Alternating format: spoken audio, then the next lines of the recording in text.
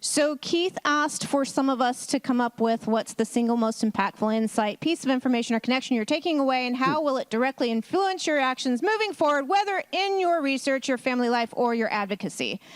So me being very shy suggested that I would go ahead and answer this first. So for me, as a grandmother of a GRIN2A child, and this being my first official conference that I've attended, what I found is, number one, the connections with people that I didn't even know existed, is that I found people that have children with GRIN2A, for example, that have the same types of issues that Aurora has. And that was refreshing because I often felt like we were alone because her GRIN2A is very, very severe. And so I would see, GRIN2A kids walking around and it's like, and that's not Aurora. It'll never be Aurora. So it was nice to be able to make that connection with people who were going through the same types of things that we were going through. So that's number one. And on the advocacy side, I think I've absolutely learned I was literally texting my daughter saying, this is information overload, to be honest, but it's fantastic information, both on the advocacy side, on the research side, and it's one of those things where I have to sit down tomorrow now and synthesize all of my notes into something that my daughter can get her brain around, because it is so much information, but it's refreshing to know all of that is out there and it's fingertips away. And just being here has been beneficial in that we get to see the faces and we get to experience things together and know that we're on this journey together, and that no one needs to be isolated because we are all in this together. So that's my take on it. Thank you. Would you mind helping us with the mic for whoever wants? I can be a runner if you want. Sure. Awesome. Okay. Thank you. So would you like a mug, a keychain? I got my running shoes on. Yeah, I'll take. I think I broke my mug, so I'll take my mug. Okay. Who's next? Thanks, Lauren. Running?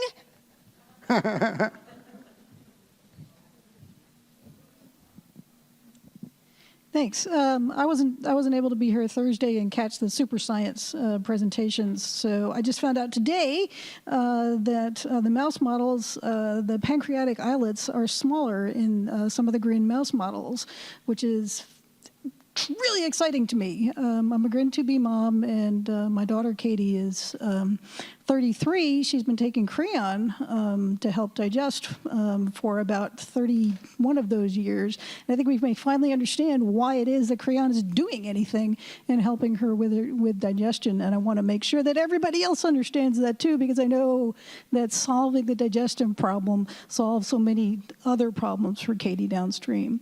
And I also just wanted to share that Katie, who essentially did not sleep for the first 5 years of her life, is now sleeping. So there's hope out there. So, yay! Mug, keychain, or bag? Which would you like?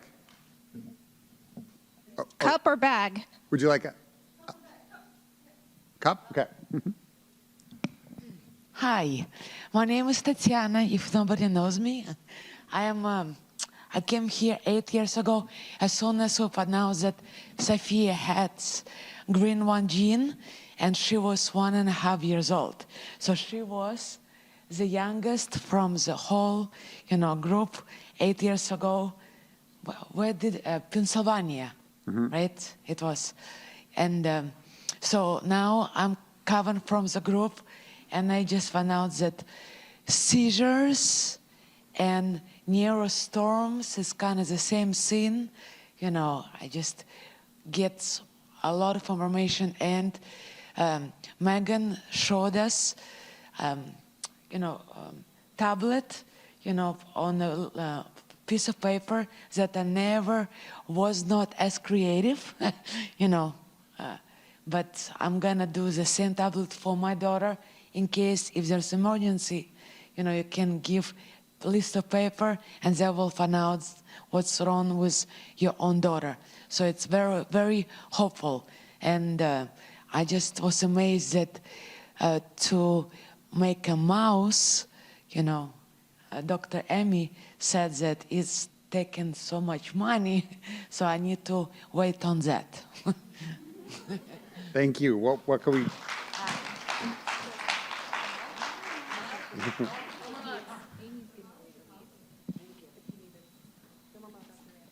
Okay. No. Anything else? Any other? Hi, Hi. Sorry. my name's Brittany, and this is Jameson. He has a mutation Hi, on Jameson. 3. Hello. For me, pretty much every moment has been very impactful, but hearing from the scientists and knowing that there's so many people out there doing something renews my hope for the future. So that's been very impactful. She says she feels like a vacuum. I feel like we've lived in a vacuum. We're the only ones I know impacted by this, including his whole treatment team, which I work in the healthcare field, so I'm very fortunate to have access to a lot of specialists, but they don't know much, so we're very much symptom focused, and that's been really it. So I feel like I live in a vacuum, is what he's talking about. Could be good to hear from a couple more, and we get to hear from someone who's not a family member, a researcher or physician.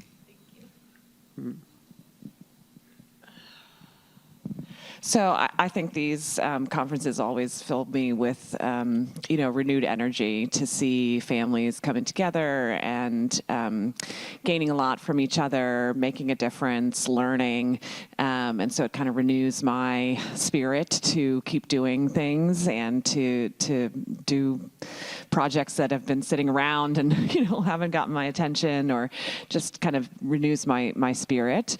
I've talked to a lot of families who have, told me about their treatment and things that have worked and things that maybe I hadn't heard of before. So I think I will be doing some research of my own when I get home to follow up on all that.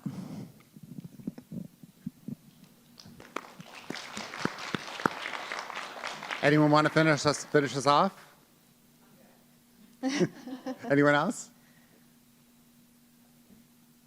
Okay. One more, please. Hi, I'm Nisha. I was just thinking about taking like a giant step back and looking back at how far we've come. And I've heard some of these researchers talk multiple times, and just hearing how differently, or the clinicians as well, and hearing how differently those talks have gone over time. And I think it's like incredible how much progress has been made. And I think I did not expect there would be this amazing center of excellence and all the different researchers being able to come together at least once a year and not only present to each other but present to us. I think is a really amazing and like really unique experience. So I think it's pretty awesome. Thank you, Keith. Thank you. And Lauren, for all you do. Okay, so all that's left is to say some final thank yous. So I want to call out our Silver and Friends and Family sponsors. We've talked about everybody else, but I want to mention Austin's Purpose, the Metric family, which are both Silver sponsors, and then our Friends and Family sponsors, Grin 2B Foundation, Team Ritchie, the Downing family, and the Reinhardt Glenn family. Thank you all so much for helping us to put on the conference. Also want to make sure that we once again thank Grin Therapeutics. They're extremely generous with this conference and enabled us to do a lot of the things that we wanted to do here. So thank you again to Grin Therapeutics, and of course to all of the other sponsors that we've been talking about throughout the conference. So thank you to everyone. And then big thank yous to a lot of people who helped us to put on the conference. So Lauren and Brittany, who are up here, Mara Cohen, Liam Coughlin, and Megan Collins, who was part of the team at Cure Grid until recently moved on to do other things, but was part of helping us to get the conference started. Our conference planner, Jennifer Hernandez. We had 41 different speakers throughout the conference, so thank you. There's too many to name, but thank you to all of you. Want to thank the AV team, Jeff Cooper, Ryan Cooper, Almir Lankarik, Chip Henderson, and John Shirley. Conference volunteers, people who've come and helped us out through the last few days. So Scott and Gail Metrick, Sarah Johnson, Brianna Kupras, and 3 of our board members, Lana Novakovic, Steve Rust, and Natasha Lismana. Thank you so much.